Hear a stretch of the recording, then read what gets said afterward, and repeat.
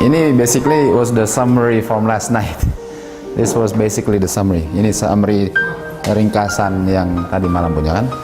Dan kita tahu kalau ini Eden, ujung ini apa? Eden. From Eden to Eden. Dari Taman Firdaus ke Taman Firdaus Eden. Baik. Jadi sekarang kita akan lihat di sininya. Di mana kita? Di sini. Israel diberikan covenant.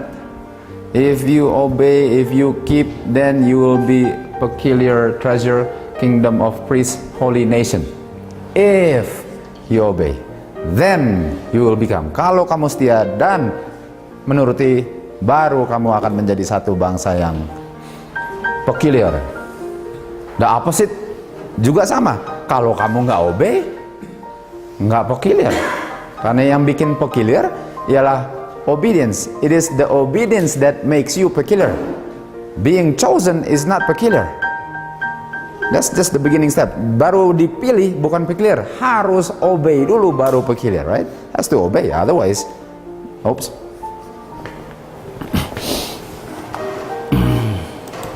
Okay. So kita akan lihat dia punya prinsip blessing and curses. Blessing, obey. Curses, disobey. Okay. Jadi blessing and curses atau berkat-berkat dan kutukan-kutukan. Mari kita ke Leviticus. Ini saya harus hapus untuk sementara. Sayang harus dihapus, tapi ya kita bikin lagi-lagi. Oke, mari kita lihat.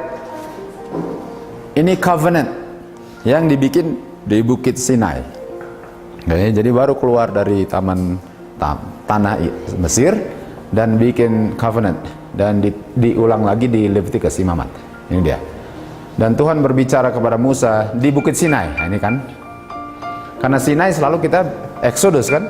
Tapi Leviticus ini refer to Sinai. Okay. Berbicaralah kepada bangsa Israel dan berkatalah kepada mereka, waktu kamu masuk ke tanah yang aku berikan kepadamu, dan engkau akan biarkan tanahnya memelihara Sabat. Ini kan? So the land shall keep Sabbath. Tanahnya harus istirahat. 6 tahun kita menabur di ladang. 6 tahun kita prune dia punya vineyard dan mengumpul buah-buahnya. Tapi tahun ke-7 akan menjadi peristirahatan Sabat bagi tanah itu. Jadi sama kayak tadi malam. Ini prinsipnya. 1, 2, 3, 4, 5, 6. This is the 7th year rest. Sama dengan 7th day kan, hari ke-7. Oke, kita harus lagi. Dan thou shalt number, kamu akan hitung 7 Sabbath years. Jadi hitung 7 Sabbath years. Jadi kalau ini 1, 2, 3, 4, 5, 6, 7. Itu kan? Hitung. Jadi 1 garis kali 7. Masing-masing ada. Ini 7 Sabbath years. Years.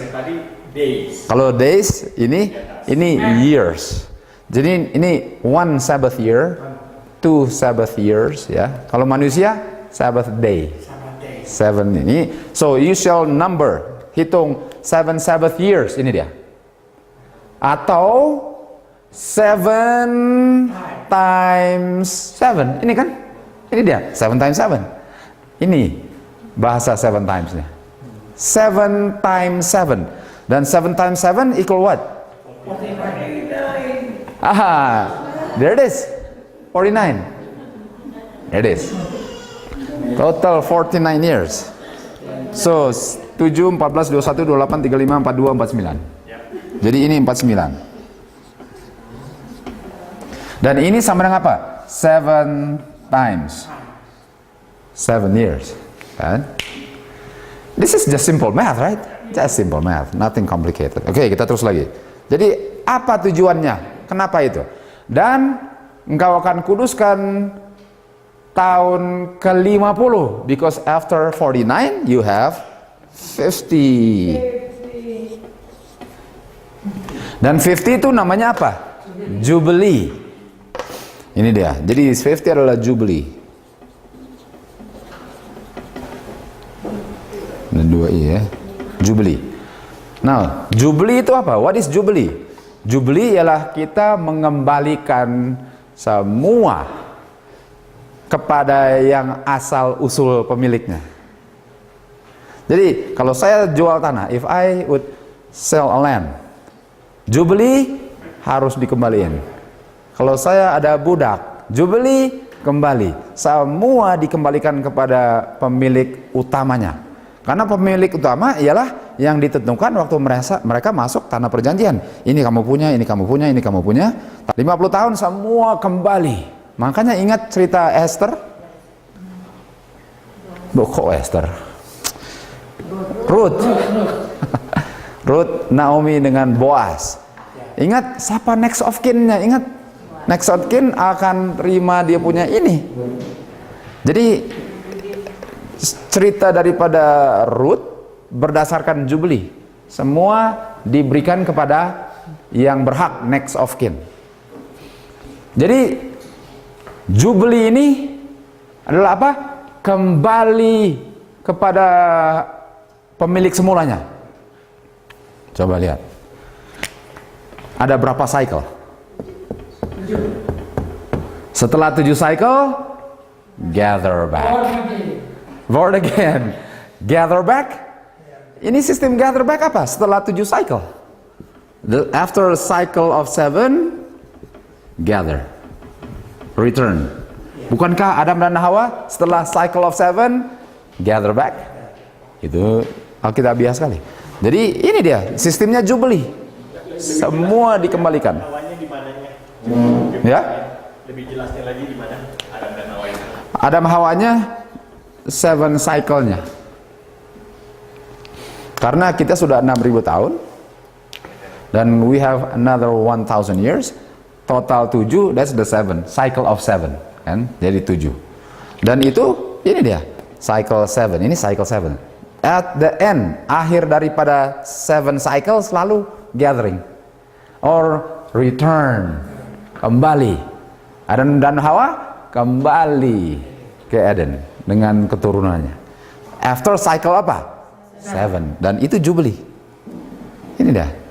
Jadi kita lihat bahwa di Alkitab ini prinsip scatter gatheringnya setelah the cycle of 7. Jadi semua persis kan? Persis. Ini dia cycle-nya. Dan inilah prinsip Jubilee. Jubilee ialah kembali. Nah, kita teruskan lagi. Mari kita lihat sekarang. The year of Jubilee. Dalam tahun Jubilee, kamu akan kembalikan setiap orang hak miliknya. Tuh. Jadi sekarang kita ke Adam dan Hawa. Go back to Adam and Eve. Tuh. Jubilee, Adam dan Hawa harus, prinsipnya harus dikembalikan kan? Mari kita lihat. Dikembalikan kepada siapa? Tahun Jubilee datang setelah periode 7 times seven Sabbath years atau a cycle of 7. Tuh. Setelah cycle 7, pemilik mulanya akan terima atau gather dia punya possession yang sudah dijual atau di give up atau di scatter. Ini prinsipnya kan? Setelah cycle of 7. Sekarang pertanyaannya, kenapa perlu jubilinya? Ya. Kenapa harus dikembalikan? Kenapa? Tuhan bilang apa? Semua binatang di hutan milikku. Semua cattle ternak di bukit-bukit semua milikku. Semua yang terbang di udara di gunung milikku. Semua binatang buas milikku. Dunia ini dan seisinya milikku. Jadi sebenarnya ini siapa punya milik semua? Ini milik Tuhan. Semua yang diciptakan oleh Dia, jadi Dia punya milik karena dia penciptanya. Jadi harus kembalikan kepada siapa sebenarnya? Penciptanya. Jadi dia milik, hak miliknya karena hak cipta. Kalau nggak cipta, itu diberikan. Artinya kita punya napas ini hak milik siapa? Milik Tuhan. Makanya kalau orang menghembuskan napas terakhir, kepada siapa kembalinya? Kembalinya rohnya atau napasnya? Oh, bukan roh melayang-melayang, itu lain sekali kan? Oke. Jadi kenapa kembali? Karena pencipta, hak cipta lah yang membuat. Nah, mari kita lihat. Mari kita lihat Adam sekarang. Waktu Adam was created, ini kan, lalu dibilang biarlah mereka have dominion dari semua ini. Semua diberikan hak dominion. Kita baca confrontation. Satan sangat senang dan bangga atau sombong terhadap Kristus dan malaikat-malaikatnya yang setia, bahwa dia telah berhasil merampas bagian daripada malaikat-malaikat di surga untuk bergabung dengan dia dalam pemberontakan. Dan sekarang dia telah berhasil menaklukkan Adam dan Hawa. Dan dia sombong sekali, wah saya bisa sepertiga malaikat saya rampas, seakan-akan, dan Adam dan Hawa juga. Dan dia, setan klaim Eden sekarang siapa punya? Jadi setelah dosa dia bilang Eden saya punya, walaupun siapa penciptanya. Makanya setelah cycle 7 Tuhan bilang apa? Ini saya punya, kembalikan. Itu kan? Jadi sudah dirampas, sudah di-scatter. Dan seluruh bumi yang sebenarnya Tuhan telah ciptakan, sekarang siapa punya dominion? Setan punya, yang diberikan kepada Adam.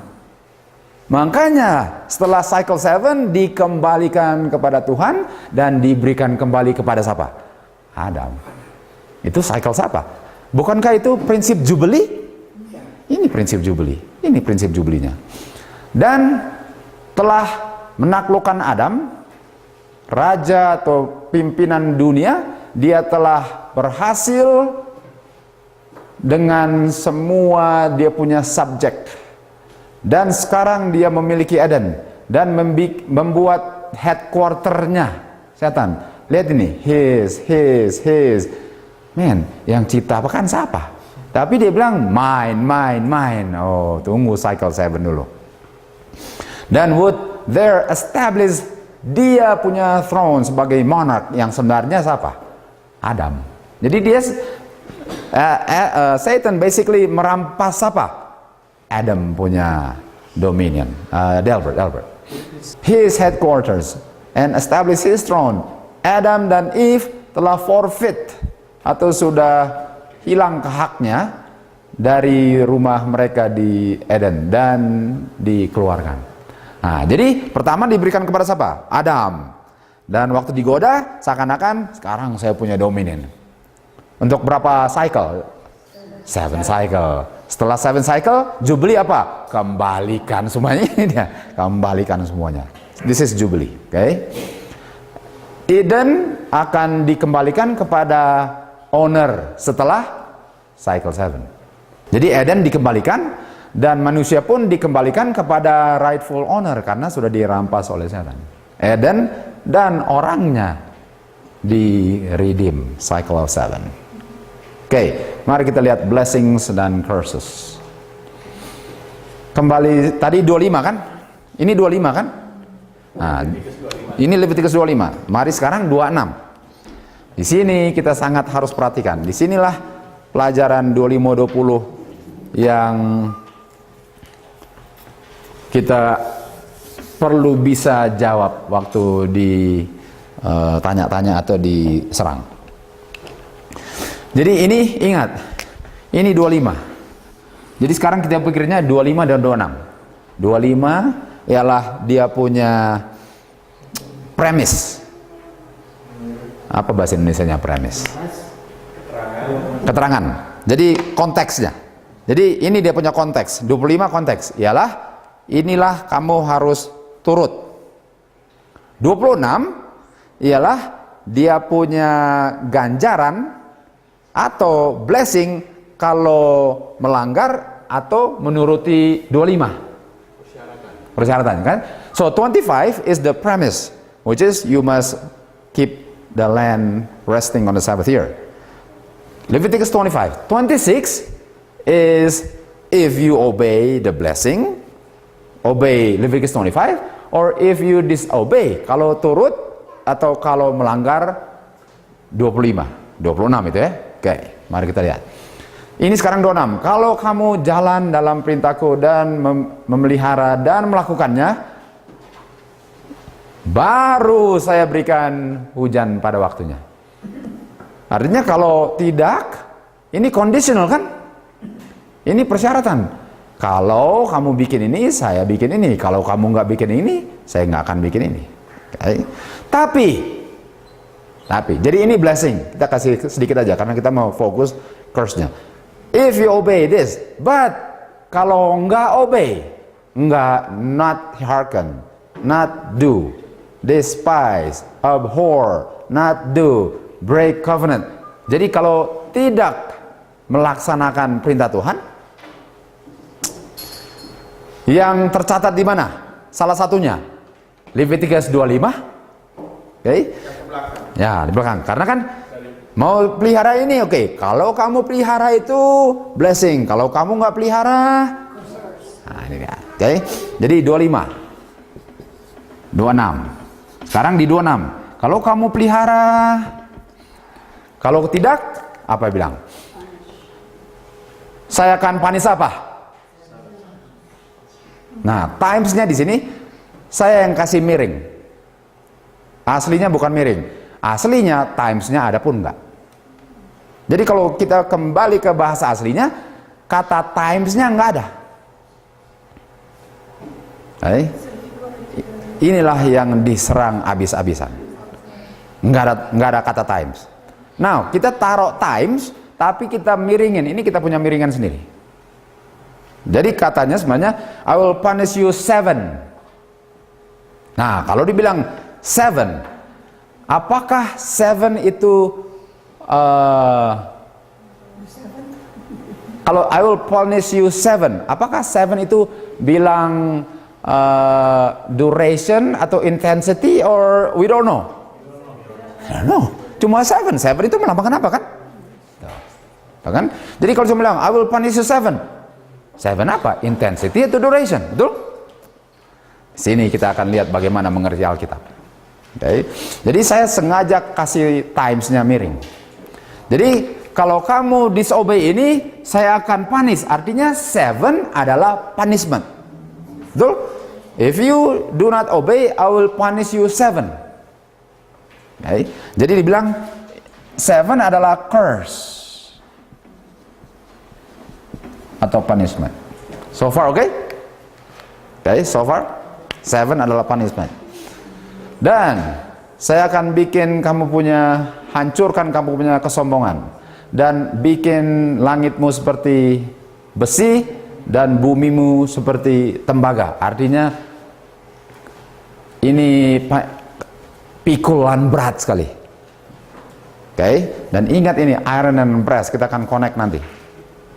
Dan kalau kamu tidak mendengar, saya akan bring apa? 7. Ingat, nggak ada timesnya. Tapi times ada di tulisan di Alkitab, tapi originalnya nggak ada. Kita akan lihat. Karena kenapa kita bikin big deal ini? Karena inilah yang diserang abis-abisan. Jadi kita harus bisa tahu jawab ini. Harus, karena yang diserang pokoknya ini. Salah satunya. Ada 4 pokok kita akan discuss. Jadi kata 7 itu 7, tapi nggak tahu ini 7 apakah dia duration atau intensity. Beda kan? Nah, duration ini. Kalau duration, Adam dan Hawa dikeluarkan dari Eden itu duration nggak? Lamanya. Kalau Sadrak, Mesak, Abednego dipanaskan apinya 7 times, itu duration atau intensity? Nah, ini 7-nya apa? Depends, kalau refer to 25, duration. Nah, jadi kita akan discover ini apa kan? Tapi so far sejauh ini kita belum tahu kan? Oke. Saya akan punishmu 7. Saya akan punishmu 7. Lalu dibilang, saya akan punishmu 7. Jadi lihat ya, dibilangnya 4 kali nanti. Itu baru baca 3 kali. Tapi ingat ada iron dengan brass juga. Ini punishment 7. Kita terus lagi, 28. 27. Kalau kamu tidak jalan sesuai dengan perintahku, saya akan chastise you apa? 7. Nah, jadi 4 kali. Ini Leviticus. Oke. Nah, sekarang mari kita lihat, mari kita analisa. Kita bisa tahu ini 7 intensity atau duration kalau kita baca terus kira-kira? Ya. Jadi sekarang apakah 25 ini sehubungan dengan 4? Apakah 26 7 punishment benar-benar connect dengan 25? Kita akan baca terus. Apakah konteksnya sesuai dengan 25? Oke, 25 apa? Tahun ke-7 istirahat, betul? Kali 7, 49, 50 kembalikan. Itu konteks 25. Lalu dibilang, kalau kamu tidak bikin itu, saya akan punishmu 7. Now 7 ini duration atau intensity? Belum tahu. Mari kita baca terus. Dan kalau saya akan bikin kota-kotamu waste, sanctuary kamu desolate. Saya akan bawa negerimu desolate. Saya akan apa? Jadi kita bisa tulis bahwa 7 curse itu apa? Scatter. Dan desolation kan? Desolation. So 7 curse adalah desolation dan scatter. Ini dia. Saya akan scatter kamu among the heathen dan akan desolate. Ini konteksnya. Jadi waktu saya, saya disobey God, lalu God scatter saya 7 kan? Dari mana saya tahu itu intensity atau duration? Ini dia. Waktu saya scatter kamu dan tanahmu desolate, baru tanahmu enjoy sabatnya. Jadi sementara saya scatter, kenapa di scatter? Supaya tanahnya bisa istirahat. Ini hubungan 25 enggak? 100% 25. Jadi when I scatter you, tanahnya bisa beristirahat karena selama dia beristirahat desolate, karena kamu di tanah musuhmu, tanah akan beristirahat dan enjoy sabatnya. Ini duration atau intensity? Duration. Nggak perlu gelar untuk tahu ini.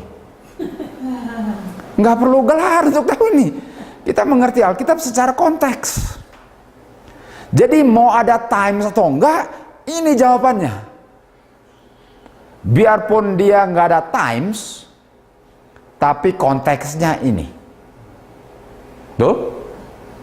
Times atau enggak times, ini konteksnya. Jadi 7 ialah supaya ini. Nah, waktu saya di scatter, sekarang dia istirahat. Itu intensitas atau duration? Istirahatnya. Duration. Jadi bilang ya.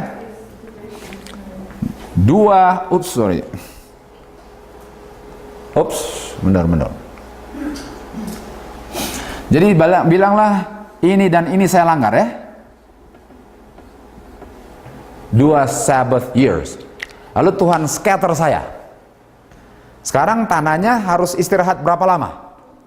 2 tahun. Artinya saya disingkirkan berapa lama? 14 tahun.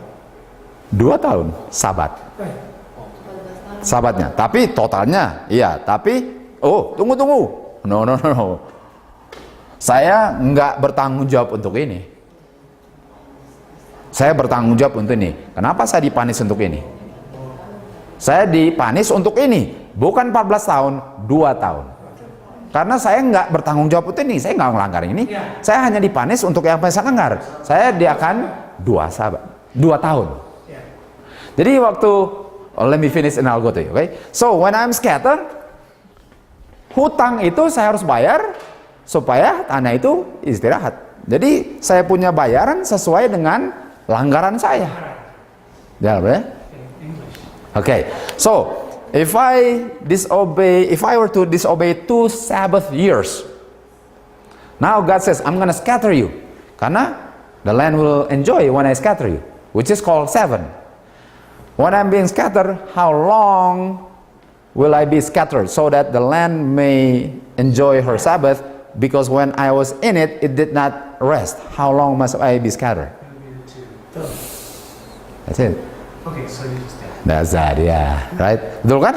Karena masa saya disuruh 3, padahal saya cuma langgar 2. Nah, betul kan? Jadi sekarang kita terus lagi. Ups, kita belum habis ini.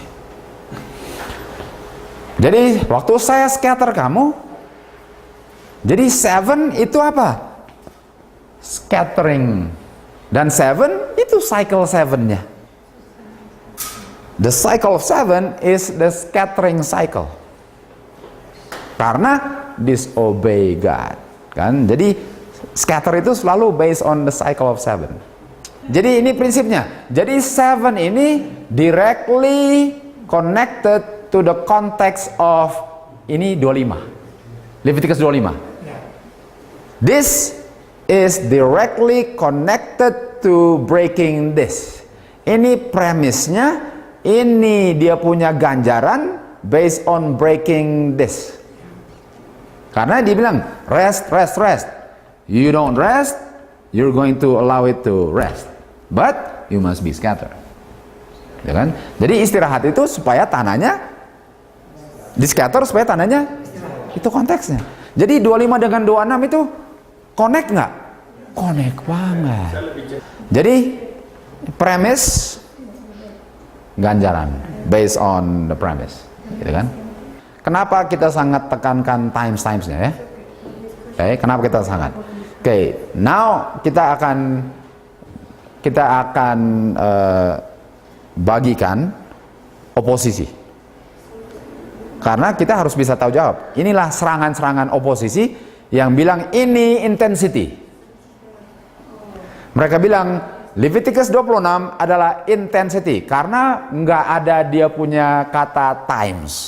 Kontekstualnya siapa-siapa yang selama ini kejadiannya di mana? Oke. I have to answer, oke. Yang serang General Conference. BRI. Mereka bilang ini intensity. Biblical Research Institute, the highest organized body that determine SDA doctrine, the latest finding. Yeah, that's basically what it is. Yeah, Bible Research Institute consists of theologians, no fishermen, theologians. Okay, here it is. Jadi mereka yang serang, mereka bilang ini adalah intensity. Padahal kita baca Alkitab berdasarkan konteks. Nanti kita akan discuss. Ini konteksnya ini. Tuh, ini konteksnya. Dan konteksnya adalah duration. Jadi bilanglah, 1 sahabat, 2 sahabat, nggak pernah istirahat. Oke, minggir. Supaya tanahnya istirahat. Dan selama kamu di scatter, dia akan istirahat untuk jangka waktu di mana kamu tidak izinkan dia istirahat. Yaitu 2 tahun. Itu contoh aja kan. Oke, jadi ini konteksnya. Jadi apakah gampang lihat ini konteks ini intensity apa duration bukan intensity gampang? Gampang sekali. Nggak ada yang merumit sini. Ya, 33 atau 4, jelas. Iya, ini kan ini jawabannya. Here it is. 34, 34, 35. So the context is ini adalah Leviticus 25 punya bahasa kan? Yang diulang di 26. Kalau disobey 7 karena ini Leviticus 25. Oke, nanti kita akan lebih dalam lagi. As we proceed, we'll go deeper and deeper to the William Miller. Oke, karena yang diserang adalah William Miller. Yang diserang bukan kita, bukan Pippinger, yang diserang William Miller. Kita akan cari dia yang menemukan ini.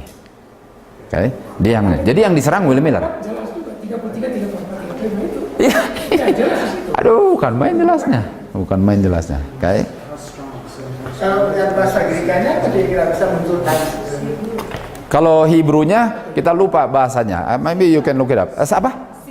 Siva ya, TSH something, right? B, Siva. Dan Siva itu mereka bilang dalam grammarnya itu adjective, bukan noun, kan? Jadi ini adjective bukan noun. Nanti semuanya dijawab, karena di sini memang khusus untuk jawab ini. Okay? Jadi itu adjective, noun, dan grammarnya itu tidak bukan duration, itu apa, intensity dari segi grammar. Sekarang kita mau cari, kita mengerti Alkitab dari grammarnya atau konteksnya. Ini dia. Oke. Dan saya juga akan walk contrary dan brought them, ini dia, to the land of their enemies, scatter. Dan kalau mereka rendahkan hati mereka, ini kan, kalau kamu confess dan rendahkan hati mereka, saya akan bawa mereka kembali dari tanah di mana mereka scatter. Dan kalau mereka mengaku dan menerima ganjaran mereka untuk dosa mereka, saya akan kembalikan mereka. Jadi untuk kembali harus mengaku, kan? Jadi sudah di scatter, bilang saya harus kembali, sudah jangkanya sudah dibayar, saya harus kembali. Kembali nggak? Kalau nggak, rendahkan diri. Enggak. Harus mengaku, memang saya di sini karena saya hak berlayak di sini, baru dikembalikan. Then I will remember my covenant with Jacob, Isaac, Abraham. Will I remember land. Ini dia. The land also shall be left, akan ditinggalkan untuk mereka. Shall enjoy her Sabbath, sementara dia desolate tanpa mereka, karena mereka sedang di apa? Singkirkan. Ini duration banget. Oke, kita nggak usah sini semua, tapi kita akan lihat bahwa ini diberikan di mana, dan ini covenant. Ini covenant. Oh, sudah dihapus. Ini covenantnya, kan? Jadi ini break covenant. Oke, summary. Summary daripada konteks yang kita baru belajar. And this is in English, so you can see the summary. Dia punya peraturan atau hukum-hukum di chapter 25, betul? Chapter 25 kan, Leviticus? Yang address bahwa tanahnya beristirahat setiap tahun ke-7 adalah premise, atau dia punya konteks. Ada premise, konteks dari mana hukuman atau dia punya berkat itu diberikan kepada Israel yang dinyatakan di 26. Jadi dibikin premisnya 25. Ini dia punya peraturan. 26 kalau melanggar atau kalau terima, ini ganjarannya atau blessingnya berdasarkan 25. Jadi ini premis, ini hasil pelanggaran. Dan begitulah William Miller mengertinya. William Miller mengertinya konteks, bukan grammar. Konteks. Kita akan lihat lagi. Dan menjalankan curse itu yang dinyatakan sebagai 7 times harus dimengerti dengan koneksi dan berdasarkan premis yang dilanggar. Jadi ganjaran itu berdasarkan covenant yang dilanggar. The punishment was directly connected to the statute broken. Itu 25 dan 26. Nah, ini belum masuk 7 times-nya. Ini cuma premisnya. Nanti kenapa namanya 7? Why not I will punish you 6, 8, 11. Guess what? Scatter is always a cycle of what?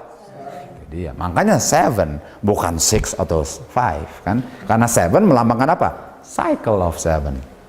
Jadi it doesn't matter ada times-nya atau enggak, karena 7 is a cycle of 7. Karena kita mengerti konteks. Nah, statue was based daripada sacred cycle 7 years, dan judgment atau curse represented 7 times, dan dimengerti koneksi daripada chapter 25. Ini baca Alkitab sesuai dengan konteks. Ini contextual reading. This is contextual reading. Jadi harus baca semuanya. nggak bisa baca 26. Oh ini Hebrew-nya ini nggak ada times-nya. Ini konteksnya 25, sorry. Ini konteksnya 25. Biar Hebrew-nya nggak ada times, kita mengerti konteksnya. Ini yang paling penting, oke? Ini dia. So just a question. What was the literal time the land was desolate? Yeah. Okay. Actually, we're gonna get there. Okay. I'll give you a hint, though. How long were they in Babylon? 7 years. Cycle of 7. There you go. Cycle of 7, right? Okay. Let's not keep you hanging. Might as well give the whole thing about the cycle of 7 Babylon captivity. Mari kita pergi waktu umat Tuhan ditawan di Babel. Berapa lama? 70 tahun. Cycle of 7 itu versus. Dan ini Israel ya. Ini Yerusalem lah, Israel. Dan ini Babylon. Dan di sini berapa lama? 70 tahun. Jadi kalau ini Leviticus 25, 26, 70 tahun.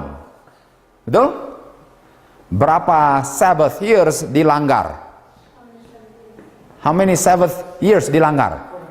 Kalau saya di sini, Sabbath years yang dilanggar. Betul. Karena bayarannya 70 tahun. Jadi mereka di Babel 70 tahun karena mereka melanggar 70 tahun. Tapi 70 tahun itu adalah bagian daripada berapa tahun total? 490. Cycle of 7? Jadi selama 490 tahun mereka langgar setiap tahun ketujuhnya. Dan terdapat berapa? 70. Dan Tuhan bilang, oke, karena kamu langgar selama 490 tahun, setiap tahun ke-7, total 70 tahun, saya akan singkirkan berapa lama? Kenapa Tuhan tunggu 490 tahun? Kenapa Tuhan tunggu 49 tahun? Baru dia bilang, that's it. Dan yang Petrus bilang, Tuhan berapa kali saya mengampuni? 7 kali? Tuhan bilang apa? Berapa itu? It is konsisten. Berapa lama saya bisa berapa kali saya bisa ampuni Tuhan? 7 kali. Petrus pikir, I'm gonna come up with 7. 7 kali Tuhan? No Petrus. 70 kali 7. 49. Kenapa 49? Apa artinya? Here it is. 490-nya. Cycle of 7. Semua ada pengertiannya. Delbert, you understand that? When Peter asked, Lord, how many times should I forgive? 7 times. Lord says what? And that's how many? 490. That's the period that they did not allow the 7th year.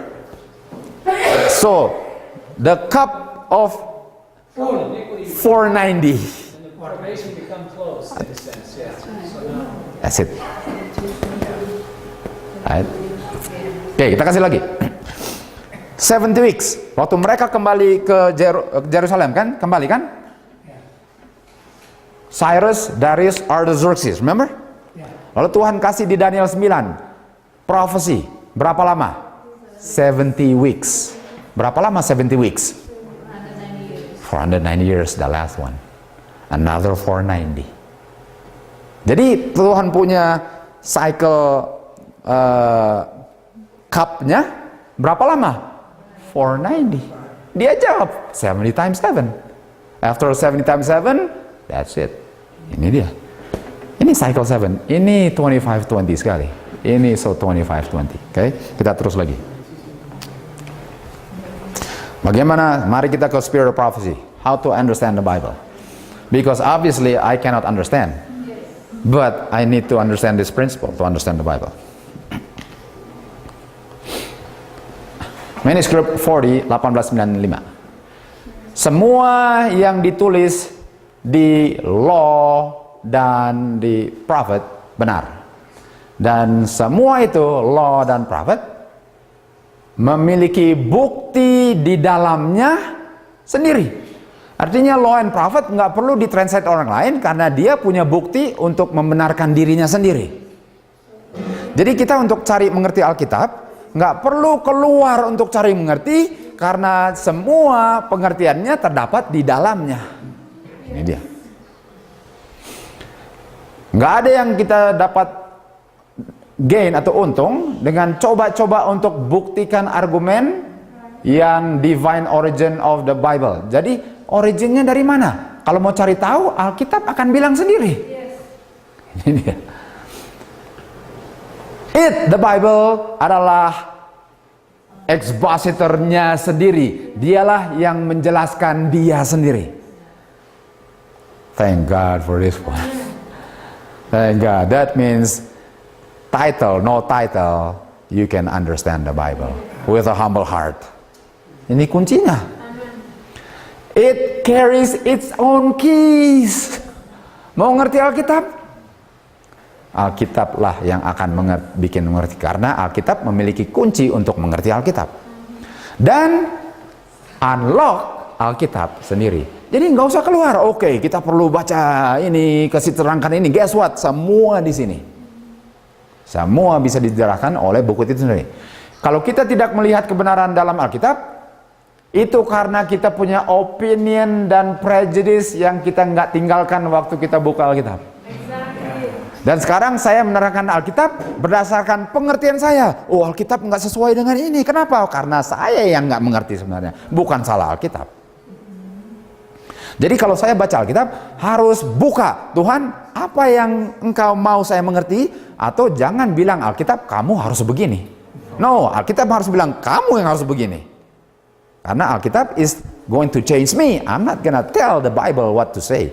It's going to tell me what to do. Oke, ini dia. Oke, kita terus lagi. Manuskrip 2798. Dia yang memberikan kebenaran nubuatan dengan cara yang benar akan menggunakan Alkitab untuk menjelaskan Alkitab. Alkitab aja. Jadi untuk mengerti nubuatan harus dimengerti oleh Alkitab. Nggak usah jauh-jauh, Alkitab mengenai. Karena dia akan membuat Alkitab sebagai penjelas Alkitab. Semua dalam Alkitab. Kita terus lagi. 1888 Materials 1784. Alkitab adalah kunci yang membuka semua misteri. Yang penting untuk diketahui manusia, supaya dia tahu apa yang harus dia lakukan untuk memperoleh kehidupan kekal. Alkitab adalah yang menjelaskan Alkitab sendiri. Manuskrip 24 1886. Nah, ini penting sekali. Ini prinsip-prinsip untuk menjawab serangan-serangan. Ini dia. Penulis-penulis Alkitab, nabi-nabi dan semua penulis daripada Alkitab harus mengekspresi idea mereka dalam bahasa manusia. Ini ingat tadi kita bicara, Iwan? Jadi kita waktu penulis Alkitab, apakah Tuhan bilang A, dia tuh A, B, B? No, Tuhan bilang A, oke. Dia gunakan pengertian dia untuk menjelaskan A, pakai bahasa dia. Bisa ngerti maksudnya? Jadi Tuhan nggak bilang A, B, B. No, A, oke. Ini A, oke. Berdasarkan A, saya akan menjelaskan dengan pengertian saya A itu. Inspiration, of course, yes. Jadi makanya semua punya tulisan berbeda-beda. Tapi yang I'm jumping too fast. Okay, I'm jumping fast. Otherwise, we're not reading. It's my own idea now. Okay. It is written by human man. Ini manusia diinspire dari Roh Suci. Oleh sebab ketidakkesempurnaan pengertian manusia dalam bahasanya dan perbedaan pikiran manusia dan ingenious invading the truth. Jadi karena manusia ini tidak sempurna, banyak baca dan mengerti Alkitab untuk membuat dirinya sendiri please, untuk menyenangkan diri sendiri. Jadi ada yang baca mengertinya ini karena masing-masing datang dengan agenda masing-masing. Pengertian saya ini. Padahal pengertiannya satu. Kan? It is not difficult. Jadi persoalannya bukan Alkitab. Persoalannya yang mau menyelidikinya itu. Firman Tuhan diberikan kepada manusia bukan dalam satu rantai yang tidak terputus-putus, tetapi sedikit demi sedikit melalui beberapa generasi. Jadi bilang ini ya, I am hungry, therefore I go to the kitchen and prepare myself a meal. That's complete. Tapi Alkitab diberikannya hungry, kitchen, meal. Ini idenya. Jadi masing-masing. Jadi waktu di put together, oh ini gambaran besarnya. Tapi kalau cuma hungry, pengertian saya hungry. Oh enggak. Ini meal. Ini kitchen. Masing-masing dengan dia punya ide sendiri. Padahal kalau put together, oh lapar ke situ. Ah itu dia Alkitab. Jadi dikasihnya apa? Piece by piece. It's not continuous.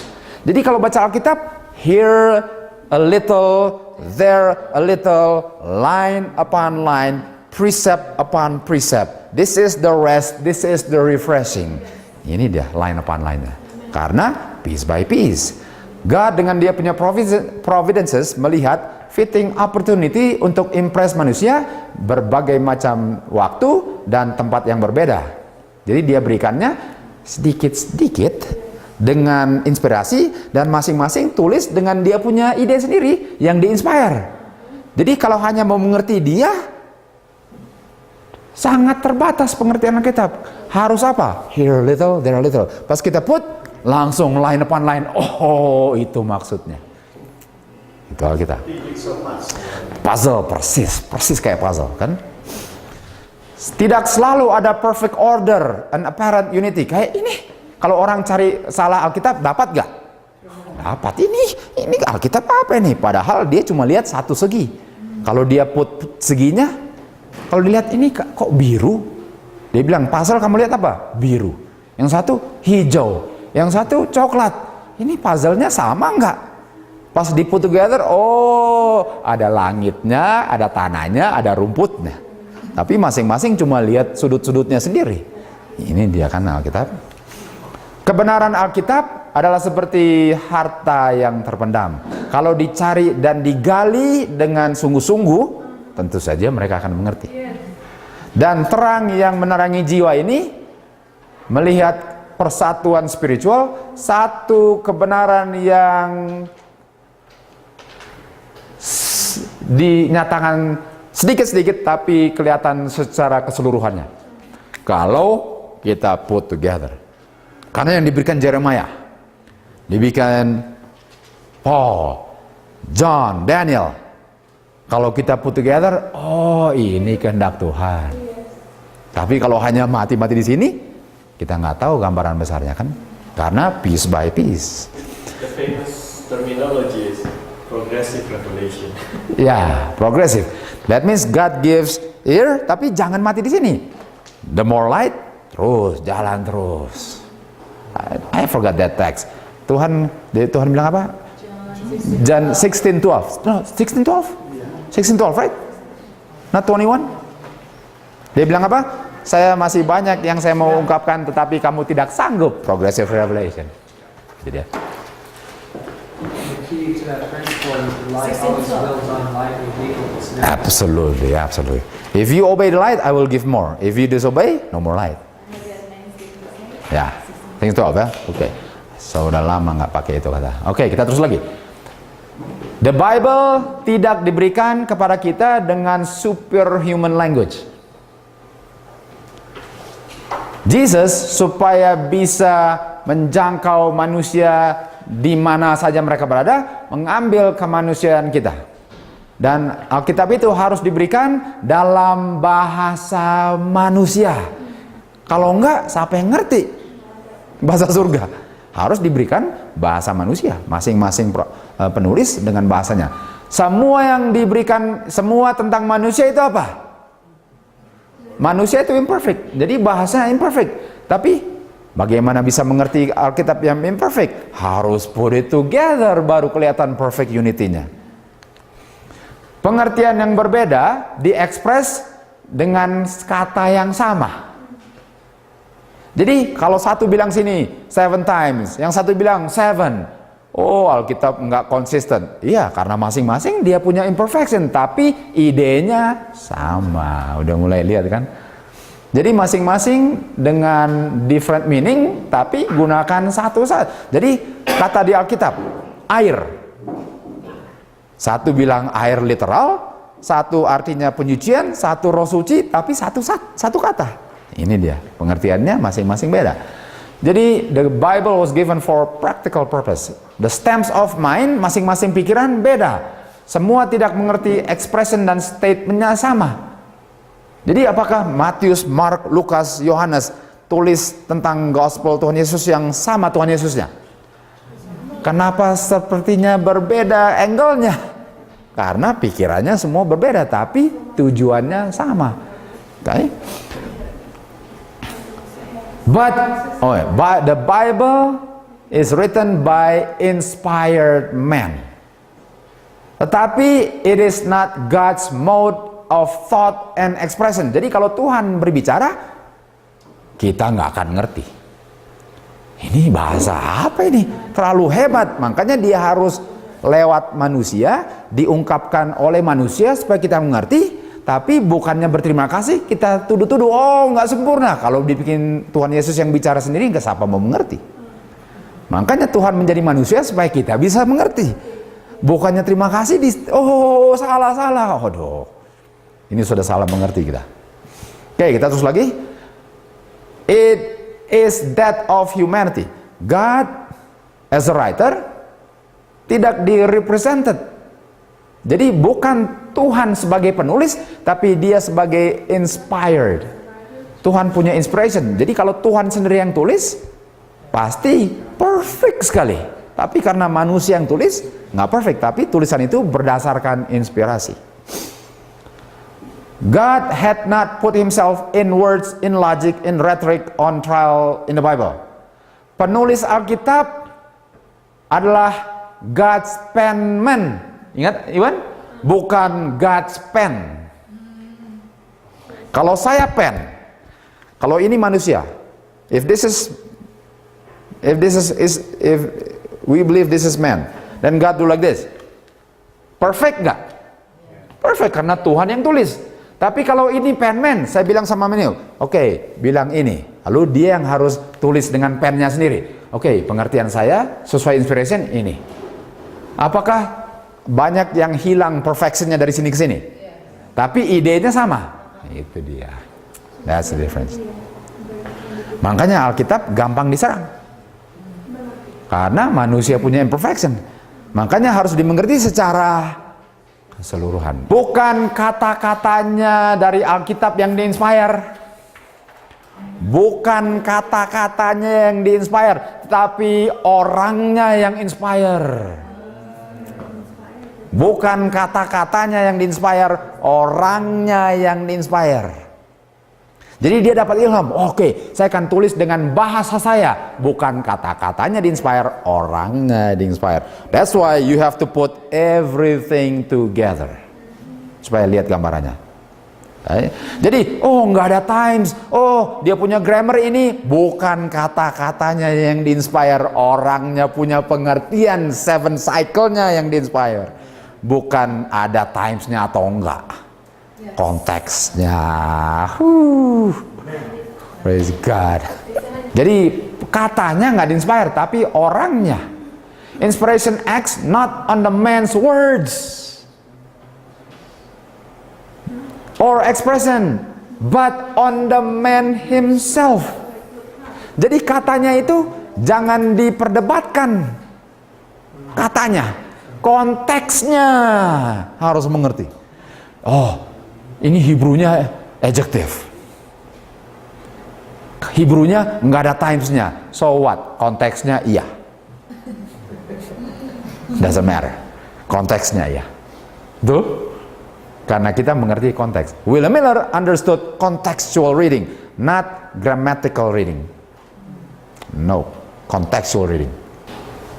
Who under the influence of the Holy Ghost, dalam pengaruh Roh Suci, di-imbued dengan thoughts-nya. The words receive the impress of the man. Jadi kata itu digunakan sesuai dengan kesanggupan dia menjelaskan apa yang di-inspire, yang sangat terbatas. That's why little here, little there, little. Jadi kuncinya, biarpun dia nggak tahu grammarnya Mrs. White, dia Mrs. White punya grammar apa? Kelas 3 pun nggak habis. Tapi karena dia di-inspire, pengertiannya, yang tadi, yang kita sudah dengar itu cerita Dennis. Orang Yahudi baca Mrs. White punya tulisan, dia bilang, ini orang gelar apa? Kok sama dengan penulis Alkitab Mrs. White? Karena yang inspire sama. Tapi mereka nggak tahu, dia kelas 3 SD pun nggak tamat. Tapi baca Mrs. White, wow, ini orang Yahudi ya? Mrs. White? Enggak, dia nggak tamat. Masa? Guess what? Siapa yang inspire? Perlu hebat grammar nggak? Kalau di-inspire Roh Suci dan rendah hati. Ini dia. Karena Roh Suci mau berbicara pakai bahasa manusia. Karena supaya dimengerti manusia. Makanya kita harus dengan rendah hati, Tuhan apa sih yang Tuhan mau? Kita lihat konteksnya. Oh, walaupun grammarnya patah-patah, tapi kita mengerti. Nah, bukan berarti patah-patah ya grammarnya. I'm not saying patah-patah. Tapi nggak perfect standar teologian, itu maksudnya. Itu maksud kita. Bukan artinya, oh grammarnya hancur. No, that's not what I meant. Pengertiannya lah, nggak disetujui dengan ahli-ahli Taurat punya standar. Itu dia. The utterances of the men are the word of God. Dengan dia punya pengertian yang sangat terbatas. Habis ini kita kembali lagi. Ini kita mau kasih lihat ini supaya waktu baca ini jangan lihat oh ini. Make sure kita lihat konteksnya. Ada variety dalam pohon kan? Tapi apakah ada 2 daun yang sama? Ada 2 daun yang sama? Identical leaves ada? Nggak ada. Ada 2 snowflakes yang sama? Nggak ada. Ada twin yang 100% sama? Nggak ada. Di pohon banyak variasinya. Nggak ada 2 yang sama. Yet variety itu yang bikin perfect pohon itu. Alkitab ada yang sama orangnya? Enggak. Karena itu menjadi perfect Alkitab. Karena dengan pengertian ini di put together, ide pengertian yang Tuhan mau sampaikan kita bisa mengerti dalam keterbatasan manusia. Ini sama dengan ini.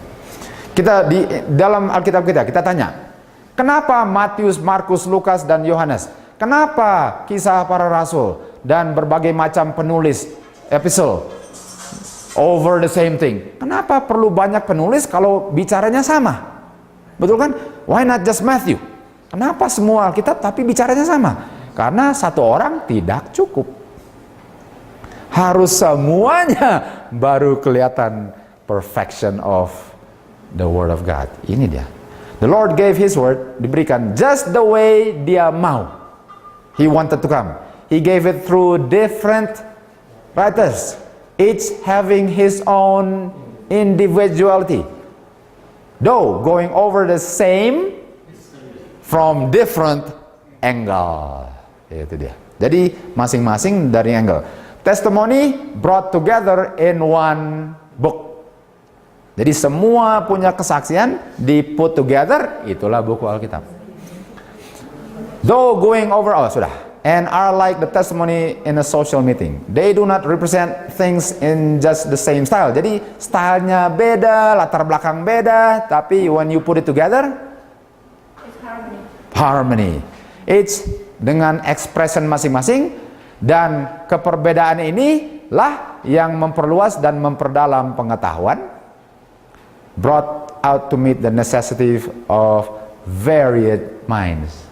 Masing-masing Karena kalau cuman pengikut-pengikut, saya cuma pengikut Matius, no, kita harus lihat keseluruhannya. Ini dia punya pengertian.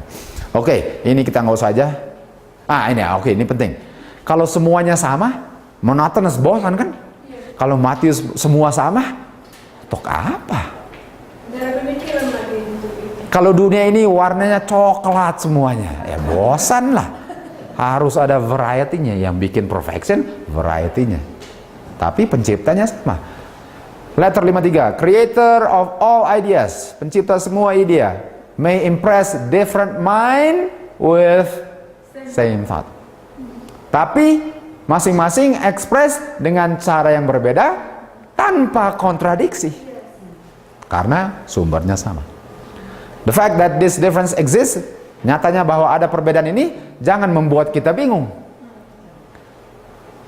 Jarang di mana dua orang akan melihat dan ekspres kebenaran dengan cara yang sama. Masing-masing dengan particular points, masing-masing punya.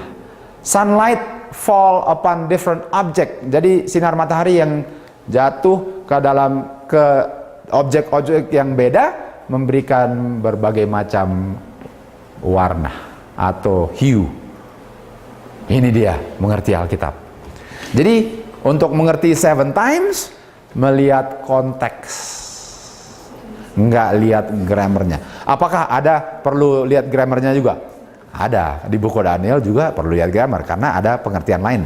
Tapi tetap harus based on konteks. Based on konteks. Jangan grammar melebihi konteks.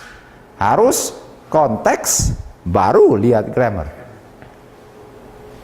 Later, Tuhan berbicara pada human being in imperfect speech supaya ini ya, degenerate sense, dull earthly perception bisa mengerti firman Tuhan. Ini Iwan bilang, dia gunakan manusia supaya manusia bisa mengerti. Dia meets fallen human beings where they are. Jadi dia temukan manusia dalam posisinya. The Bible perfect as it is dalam simplicity-nya. Infinite ideas cannot be perfectly embodied in finite vehicles of thought. Jadi perfect ide itu nggak bisa diberikan kecuali melalui tubuh yang tidak sempurna supaya bisa dimengerti oleh orang. The penman selected the most expressive language. Jadi waktu Lukas tulis, bagaimana saya bisa ekspres sebaik-baiknya? Jeremia, bagaimana masing-masing ekspres baik-baiknya berdasarkan dia punya keterbatasan. Oke. Apa ini dia? Through which to convey the truth of higher education. Oke. Tuhan Yesus memberikan Jewish people abundance bukti bahwa dialah Mesia. Tapi ajaran dia membuat orang harus ada perubahan drastis dalam kehidupan mereka masing-masing. Mereka lihat kalau mereka terima Kristus, mereka harus tinggalkan mereka punya tradisi, selfish dan ungodly practice. Jadi kalau baca Alkitab dan mengerti, harus tinggalkan. Banyak mau mempertahankan ini supaya nggak perlu lepasin. Ini prinsipnya. Therefore, they would not admit the most conclusive evidence. Memang ini saya nggak mau percaya Tuhan Yesus karena kalau saya percaya nanti saya harus give up semuanya. Mereka profes menerima Old Testament, tapi tolak testimoni mengenai Kristus dalam kehidupan dan karakternya.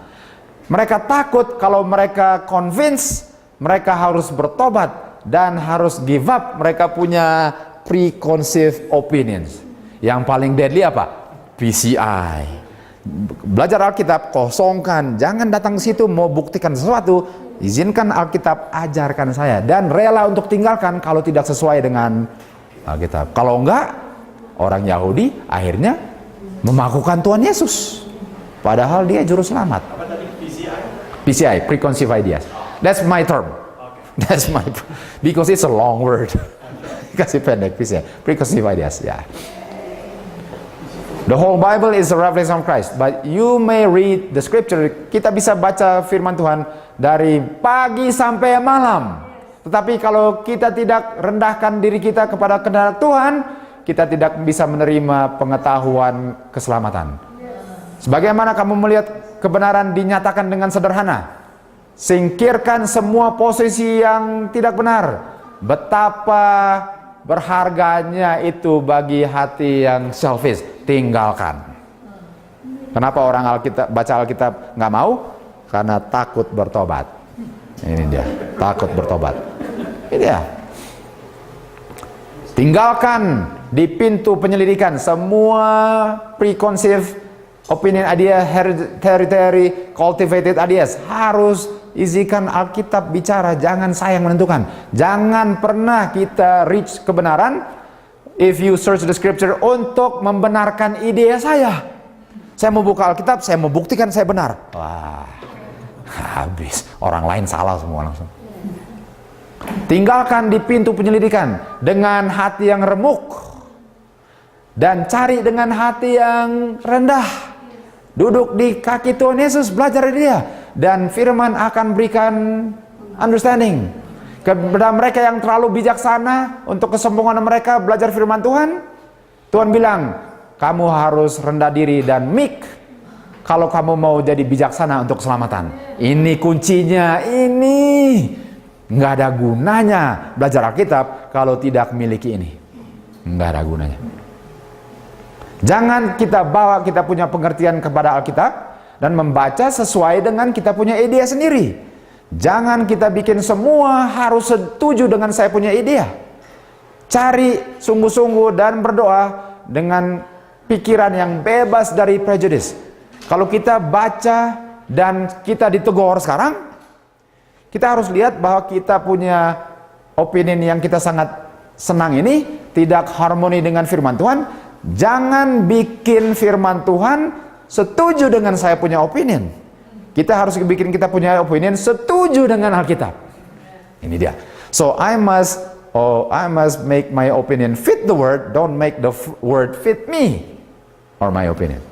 Then I will see wondrous things out of the word of God.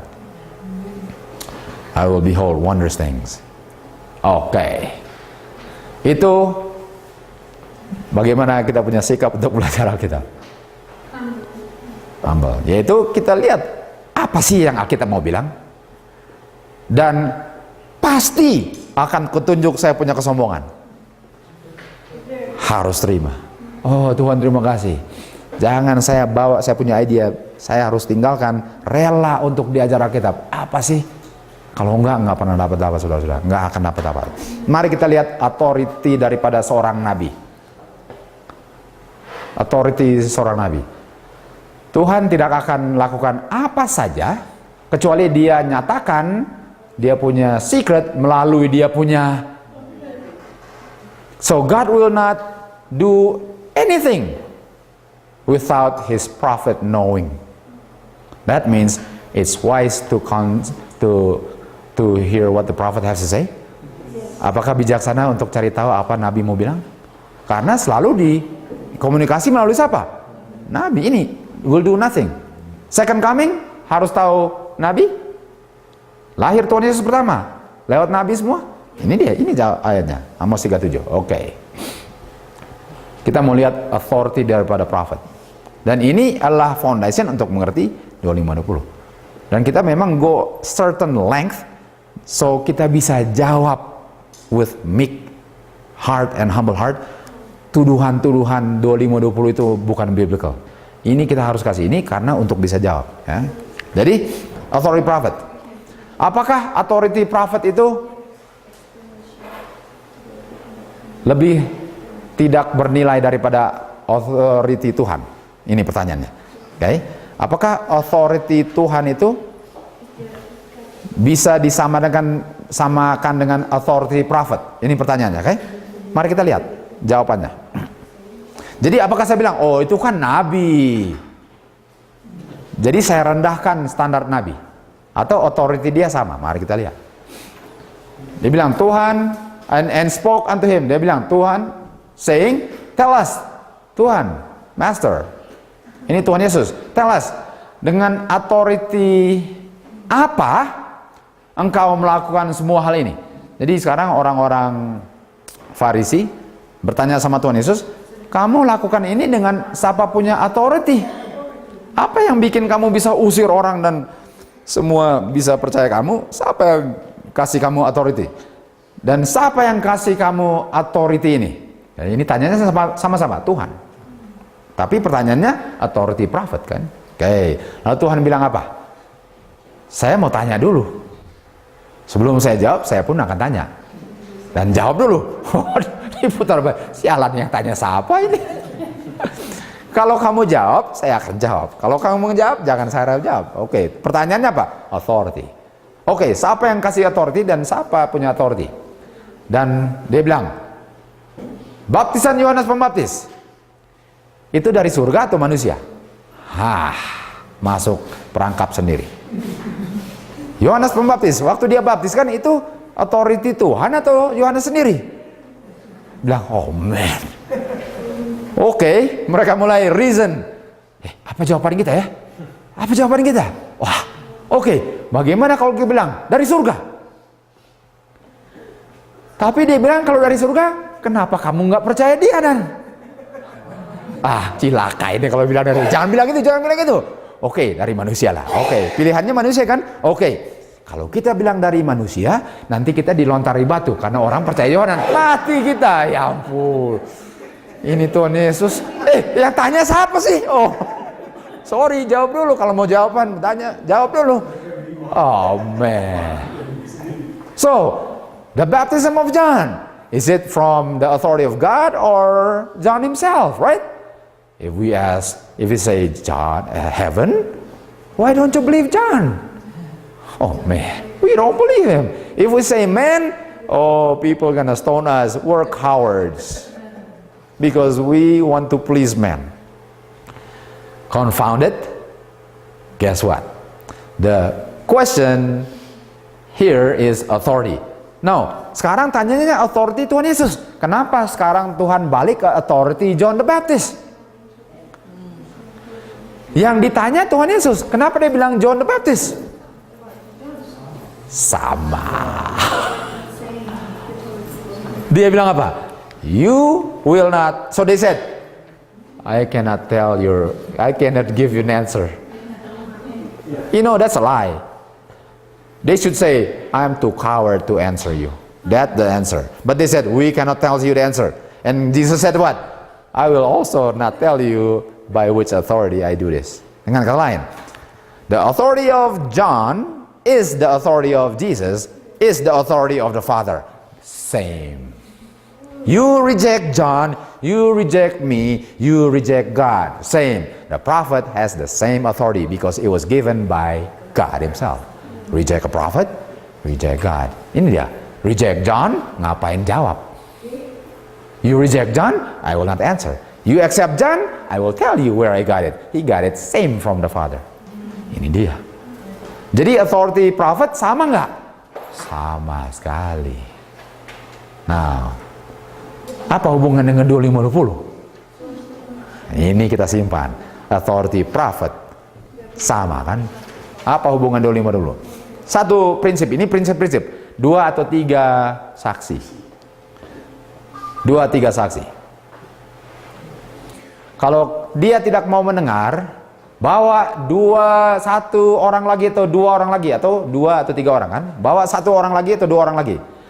Di dalam mulut 2 atau 3 saksi semua hal ditetapkan. Artinya semua hal harus ada berapa saksi? Paling kurang 2. Semua harus bisa dibuktikan berdasarkan 2 atau 3 saksi paling kurang. Oke, kita terus lagi. Sekarang, apakah Yusuf seorang nabi? Why the noise? Apakah Yusuf seorang nabi? He prophesied. Thank you. Joseph was a prophet because he interpret dreams. He could prophesy of what will happen in the future. He is seorang nabi. Okay. Sekarang nabi punya authority kuat nggak? Dan perlu berapa witness at least? Oke, mari kita ke buku apa? Story apa? Joseph. Okay. Ini dengan 25-20 kan? Ini masih hubungan Leviticus 25-26 nih, 26, Leviticus 26. Jadi in Leviticus 26, dia punya curse apa namanya? 7 kan? Leviticus 26, Leviticus 26, the curse is 7. And the word 7 is adjective and no times. Begitu. Jadi that cannot be duration kan? But we know it's context.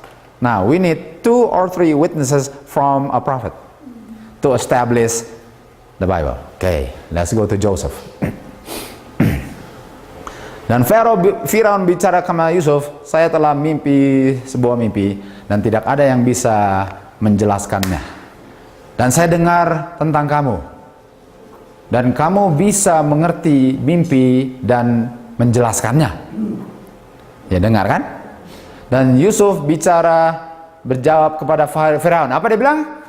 Yang bisa mengerti dan menjelaskan bukan saya, tetapi Tuhan. Jadi Yusuf waktu dia menjelaskan itu pengertian Tuhan, bukan Yusuf. Waktu Nabi bicara itulah jawaban Tuhan, bukan Nabi. Itu Tuhan punya penjelasan. Karena Nabi bilang bukan saya, Tuhanlah yang akan berikan jawaban melalui nabinya. Kalau lihat ayat ini, God shall give Pharaoh an answer, right? Di konteksnya adalah Yusuf yang memberikan Pharaoh the answer. That's right. Jadi Yusuf melambangkan Tuhan. Amen. Karena Nabi is a mouthpiece of God. Amen, amen. Kan? Ngerti kan? Karena dia bilang sini yang kasih mengerti Tuhan, tapi melalui Yusuf. Jadi Yusuf is taking the place of God. That's right. Okay. Jadi kalau Yusuf bicara, establish nggak? Karena dia nabi, dia juru bicara Tuhan. Jadi kalau tolak Yusuf, tolak Tuhan. Karena dia bilang sendiri, bukan saya. Oke. Apa hubungan dengan Leviticus 26? Kita mau pakai Bible Interpretation Alkitab atau Grammar Theologians? Mana yang kita mau pakai untuk mengerti Alkitab? Of course kita tahu yang mana, betul? Mari kita bukti, kita compare. Dan mereka bilang kepada dia, kita telah mimpi, sebuah mimpi, tidak ada yang bisa jelaskan. Dan Yusuf bilang, bukankah pengertian itu asalnya dari Tuhan? Bilang kepada saya akan berdoa. Saya berdoa, bilang kepada saya. Dan mulai dibilang, ini Chief Butler, ingat? Di penjara, ingat di penjara? Chief Butler bilang kepada Yusuf mimpinya. Dia bilang, saya lihat dalam mimpi saya, lihat kebun anggur di depan saya. Dan di kebun anggur ada 3 branches. Betul? 3 branches. Sekarang, kita perhatikan sini saja. Ada berapa branches? Kita mau mengerti grammar atau apa yang ditetapkan Nabi sekarang? Jadi kita mau lihat secara grammar atau Nabi? Oke, kita lihat grammar dulu. Branches. Ada time value nggak branches? Branches ada time value nggak? Kalau secara ahli teologi ya, branches itu cabang ada time value nggak? Ada numerical value nggak? Branches. Is there any numerical value? Is there any duration in branches? Nothing. Branches is not numerical value. It's not duration. It's branch. Itu sesuai dengan grammar. Tapi kita mau mengerti sesuai dengan Nabi. Nabi bilang melalui Tuhan, branches artinya days. It doesn't make sense. Days, branches, nggak masuk akal. Kalau grammatical, who cares? We want to know what the prophet has to say. And the prophet received it from God. 7 times, no times, adjective, who cares? We want to know what the prophet has to say. Ini dia. Branch, according to God, days. Established. 7 times, no times, according to prophet, times. Jadi kita mau percaya siapa? Prophet. Jadi when they said no times adjective Hebrew ini, don't fight God. Itu jawabannya. If God says it's duration, it's duration. Walaupun grammarnya tidak sesuai. Karena yang menentukan Tuhan, bukan ahli grammar. Ini dia. This is the interpretation. The 3 branches according to God are 3 days. Branches equals days in the eyes of God. Establish. Terus lagi. Mimpinya kok. Bukan? Jadi Tuhan bisa gunakan apa saja. Dia bisa gunakan apa saja untuk menatangkan apa saja. Karena Alkitab lah yang menjelaskan Alkitab. Kita terus lagi. Branches has no time duration value. According to God, through his prophet Joseph, branches equals days. Kita terus lagi. Dan chief baker saw interpretation was good.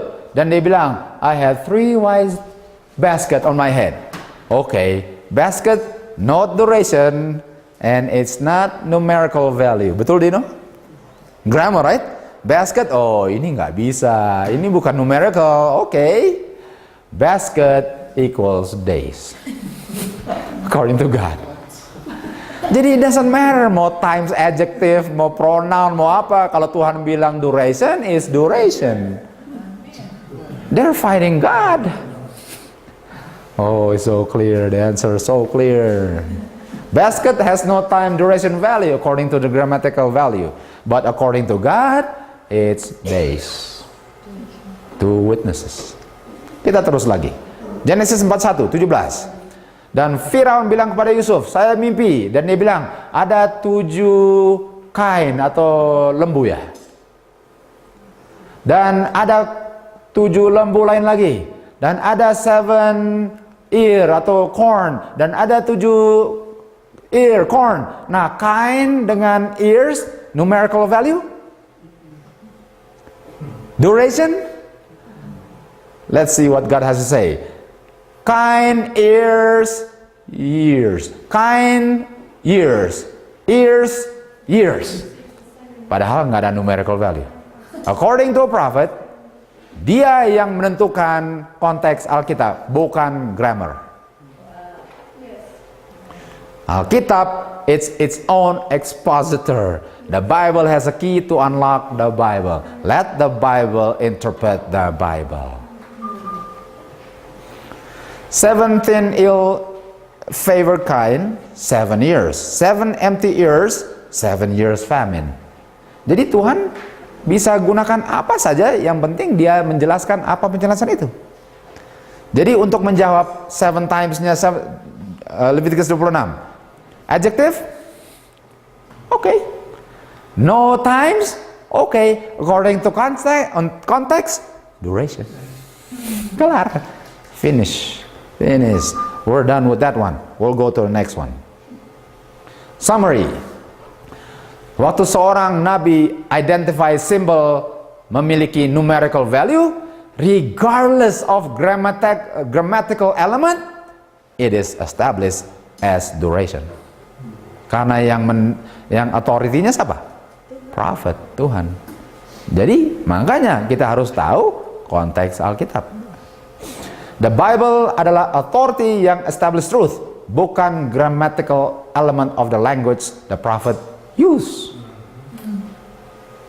Jadi kenapa dan dia pakai itu? Kalau dia mau pakai itu, yang penting konteksnya. Karena dia punya konteks yang kita cari mengerti. Prophetic authority of the spirit prophecy overrule modern theologians application of Hebrew grammar. Karena a prophet has higher authority than theologians. Grammar. Ini dia. Yusuf punya authority jauh lebih ahli-ahli grammar. Karena dia diinspire oleh Tuhan. Dan dia bilang, saya bisa mengerti karena Tuhan yang kasih pengertian saya. Ya. Contention atau dia punya serangan, tuduh-tuduhan, kebenaran Alkitab hanya bisa di-identify dengan benar dan dijelaskan dengan orang yang mengerti Hebrew dengan Greek adalah sistem Roman Catholicism. You can understand if you understand Latin. Ingat? Bukan Paus gitu? Nggak ada yang bisa mengerti Alkitab kecuali mengerti Latin. Ingat? Itu siapa punya sistem? Roman Catholicism. Sekarang kita baca Alkitab. I'm gonna put it into simple uses right now. Because this is in context to this, ya. Hebrew and Greek or Greek? Greek, sorry, Greek. Oh, that's, I gotta change it now. That's bad. Oh, man. Lihat konteks. Thank you for my imperfection. Thank you for acknowledging my imperfection. Yes. That's right. That's a good answer. I still want to change it though.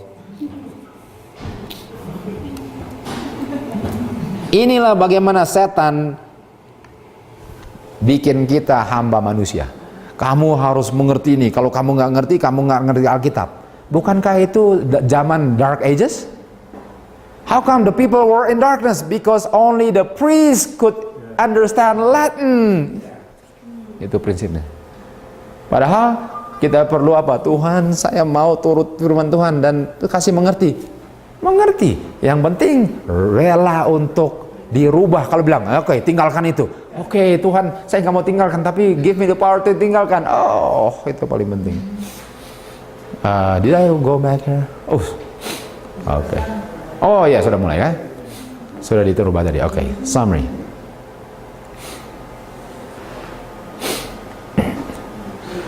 Okay, there's nothing wrong with Hebrew and Greek, okay? Please, nothing wrong with that. But untuk bikin itu dia punya rule above the contextual understanding is how mereka memperbudak orang. Tradition above the word God. Dark Ages diperbudak karena cuma ahli Taurat yang bisa mengerti Latin. Dan mereka putar balik, iyalah sudah dibilang benar. I'm not saying don't read Hebrew and Greek. You can read it, but make sure based on the context, make sure kita dituntun Roh Suci dan rela untuk diajar. Itu paling penting.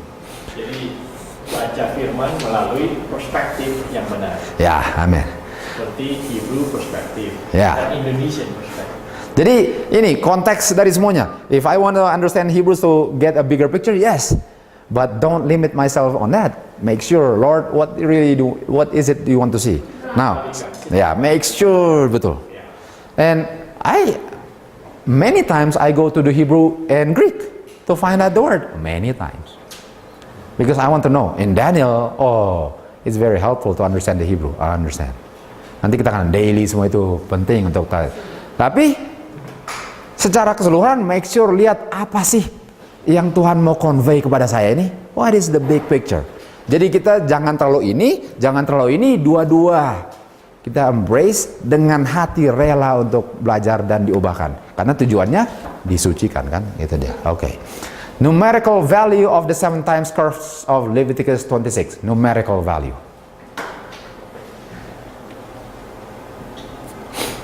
Ini sesuai dengan Ezra. Ezra bilang Leviticus 26 is numerical value, bukan intensity. Buktikan. Ini Ezra bilang di Chronicles untuk memenuhi firman Tuhan melalui mulut Nabi Jeremia sampai tanah bisa enjoy dia punya sabat karena selama dia desolate dia keep sabat untuk berapa tahun? 70 tahun. Is this Leviticus 26 language? Ini Imamat 26 enggak? Sabbath keep the land. Imamat 26. Dan Ezra telah confirm bahwa Imamat 26 is duration. Yes, this is Leviticus 26 language. Tapi Leviticus 26, Delbert, is only 7, no times. Does it matter now? Because Ezra said it's duration, even though only 7. Even though it's adjective. Ezra says it's duration. Ini dia. The land Sabbath. Oke, kita terus lagi. Sekarang Jeremiah. Is it duration Jeremiah? The whole land desolate. Astonishment. Jadi tanah yang ditinggalkan jadi desolate, astonishment. Dan serve the king of Babylon berapa year? 70 years. Jadi Ezra baca buku Jeremia dan ini yang dia baca. Dan Ezra bilang Jeremia berhubungan dengan Leviticus 26. Jeremia bilang duration. Ezra bilang duration. Dan ini adalah curse atau pronouncement yang semua ditulis di book. Ini book. The Book of Moses. Kan? Itu dia punya The Book of Moses. Ezra dengan Jeremia punya pengertian 70 tahun duration captivity di Babylon was based on the curse of Leviticus 26, walaupun ini nggak ada times-nya sekalipun. Walaupun ini adjective, but a prophet is the authority of interpreting the Bible. So, established. Sudah 2 prophet. Sekarang Daniel. Daniel pun baca buku Jeremia, dia bilang, I understand by books the number of years. Firman Tuhan datang kepada Jeremia, accomplish berapa tahun? 70 years. Dan itu adalah curse dari buku Law Musa. Ini curse buku Musa yang dilanggar. Ini Daniel bilang Leviticus 26 is duration. 3 prophets says is duration. Established. Mari kita lihat Musa. Musa yang tulis. Musa bilang, wherefore, oleh sebab itu Tuhan akan lakukan kepada, apa yang Tuhan akan lakukan kepada tanah ini? Apa dia punya amarah ini? Karena kamu telah mengabaikan perjanjian dengan Tuhan. Dia telah membuat, he made with them, when he brought them forth, waktu dia berikan perjanjian, waktu dia bawakan mereka keluar dari Mesir, dan semua akan dia lakukan curse sesuai dengan buku. Dan curse-nya apa? Mereka di root out, dikeluarkan, di scatter, dan amarah Tuhan, namanya kata lain daripada curse apa? Ingat itu kata indignation, murka. The word indignation kita akan gunakan untuk belajar 25-20 terus. Jadi curse 25-27 times adalah curse, scatter atau itu penting waktu kita belajar Daniel 8:9 indignation. Jadi di sini kita memang belajar bahasanya juga katanya. Coba ayat sebelumnya tadi. Musa kan? Bukan, Jeremia, Daniel. Ini. Daniel, ya. Jadi Daniel acknowledge that 70 tahun di Babylon karena melanggar Leviticus 26. Jeremia 70 tahun karena melanggar Leviticus 26. Ezra Chronicles karena melanggar Leviticus. Semua duration. Kita punya authority prophet. Dan ini kita sudah baca. Inilah Musa punya buku. Dan sekarang Zakaria. Ingat indignation? Zakaria, dia bilang, berapa lama Tuhan tidak akan berkemurahan kepada Yerusalem dan kota-kota Juda terhadap mana dia telah adakan ini dia. Indignation berapa tahun? Itu kata indignation keluar lagi. Jadi waktu mereka ke Babylon namanya apa? Indignation. Indignation hubungan dengan 7 times. 7 times is indignation. Penting indignation karena that's understanding 25-20 di zaman Israel waktu itu kan. Jadi Zakaria bilang, Jeremia, Ezra, Daniel, Musa, semua apa? Leviticus 26 apa? Duration. Jadi kita punya authority, not ahli teologi, tapi nabi. I don't have to be sorry actually. Summary. Ezra recognize numerical value daripada 7 times curse di Leviticus 26. Jeremia sama. Daniel sama. Zakaria sama. Semua based on authority of prophet. 7 times curse Leviticus 26 adalah duration, bukan intensity. Walaupun cuma kata 7 tok. Establish. Berapa witness kita perlu? Lebih dari 2 witness ini? Semua bilang duration. Dan I want to ini lagi ya. Yang sekarang diperdebatkan ahli teologi ya, ini bukan duration. Ini perdebatan. Just for you to know. Ahli teologi akhir zaman bilang ini bukan duration, ini intensity sesuai dengan grammar. That's what they say. Kenapa mereka memperdebatkan ini? Apa latar belakangnya? Oke, ini akan mentok-mentok di chart Kesana, memang mereka kesana. dan mereka tolak. Dan mentok-mentok Will Miller yang sudah ditolak mentok-mentok juga. Nah itu tujuannya. Kenapa Randy menekankan banyak hal tentang ini, konteks loh. Kenapa latar belakangnya Randy menekankan ini ke kita? Itu dia. Tidak tahu apa-apa. Betul. Gitu kan? Jadi saya perlu explanation. Apa ya? Karena saya mau tekankan berdasarkan apa serangan. Supaya kalian bisa jawab kan? Karena Dennis bilang saya mau jawab, bisa jawab. Jadi waktu tanya, oh itu duration, itu intensity, sudah bisa jawab sekarang? Ya. Karena kalau nggak diserang kita nggak akan tekankan. Karena diserang dan kita diserangnya habis-habisan mengenai ini dulu, aduh kan main. Dan kita harus bisa jawab sesuai dengan Alkitab. Dan inilah jawabannya. Pertanyaan saya, seandainya serangan mereka betul, jadi arahnya kemana mereka? Kalau Tolak Will Miller. Chart. Itu. Tujuannya itu. kalau tolaknya apa ada punya efek? Doktrin fondasi cabut. Sedangkan doktrin fondasi itu yang membuat kita keluar dari gereja-gereja Protestan. Kalau dicabut, kembali lagi doktrinnya. Dan kata kalau itu dicabut, sebenarnya nggak ada Advent lagi. Nggak ada lagi, amin. Itu dia. Itu yang membuat kita establish jadi Advent. Sudah ngerti kan? Jadi it's not so much this. Ujung-ujungnya apa? Fondasinya. Karena hilang fondasi, no peculiarity. That's the final goal. Ada beda dengan orang lain? Jadi apa gunanya umat Advent kalau nggak ada ini? Nggak ada gunanya lagi. Siapa yang kabarkan Tuhan Yesus datang? Nggak ada lagi. Ini guna. Ini, that's the final destination of this attack basically. That's where they're going. Oh, Stephen. Oh, go back here. Just looking at the summary, is this what you meant by when you said they have their own, the mini 25, 20, whatever, like they have their own experience, for instance, Eden? Yeah, this is the 70. Yeah. This is a cycle of 7 kan? Cycle of 7.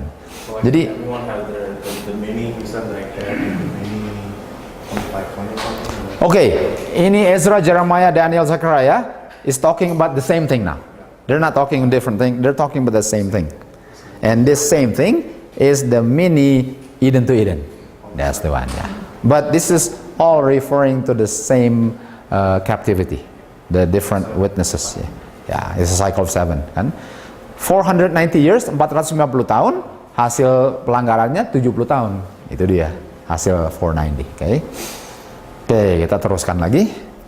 Sekarang pertanyaannya, kenapa sih 70? Ini sudah dijawab lagi. Why 70 years? We already answered this. Kita mulai di sini. Oh, basically belum dijawab semuanya. Kita gambar dulu. Kita slide-nya sedikit lagi habis. Jadi ini nggak terlalu panjang. Habis itu break, lalu kita berikut lagi. So we'll finish 5 maybe today. At least that's our goal, right?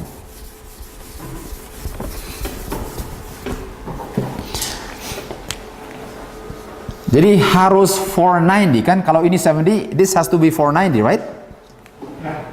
Because that's dia punya perhitungan. Harus ada 490 untuk menghasilkan 70-nya. Okay. Coba dipermulan lagi. So, the 70 years is based on not allowing the land to rest 70 years. Enggak, dasarnya 490 kan. Ya, tapi 70-nya dapat dari Okay, how about I do English and Indonesian? Yeah. Now it becomes gado-gado. That's right. Okay, let me do English first. Okay.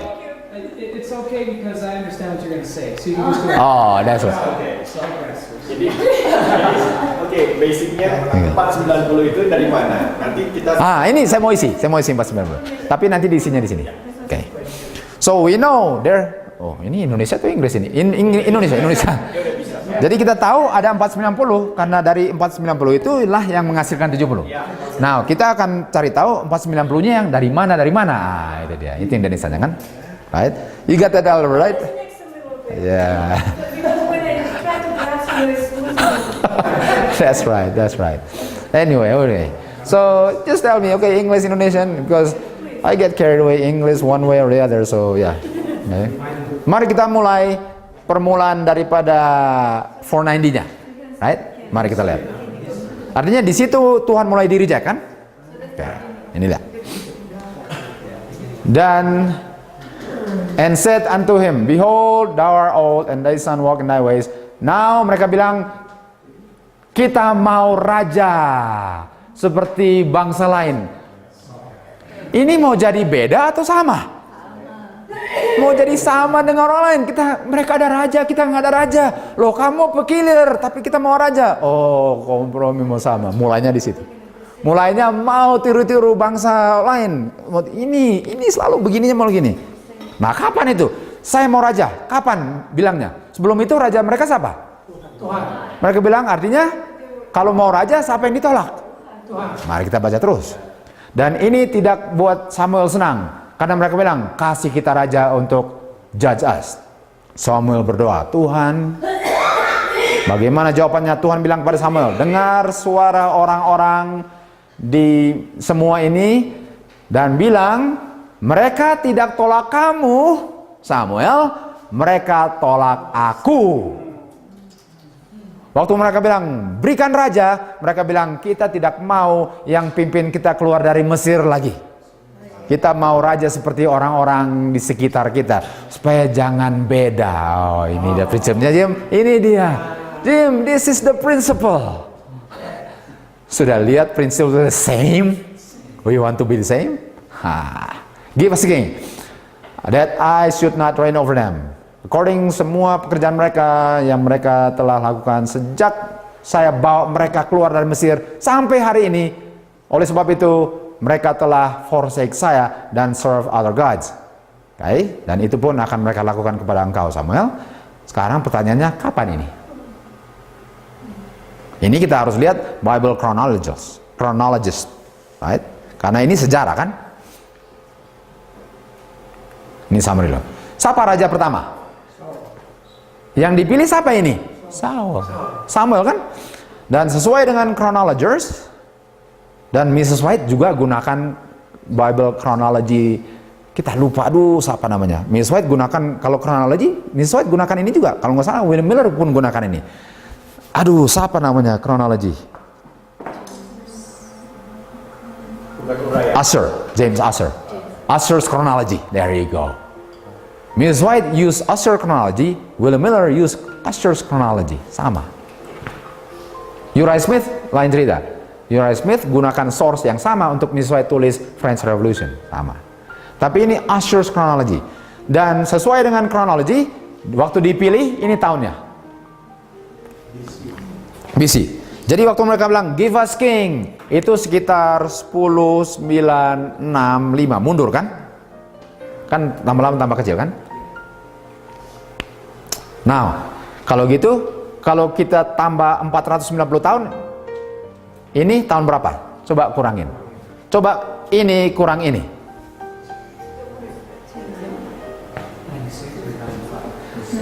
1090, just take 1096 and then minus 490. What do you have? 606. Or 605. What happened 606, 605? Taken to captivity. How many years?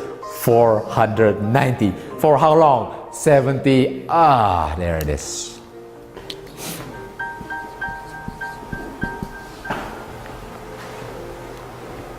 Zedekiah, raja terakhir kan?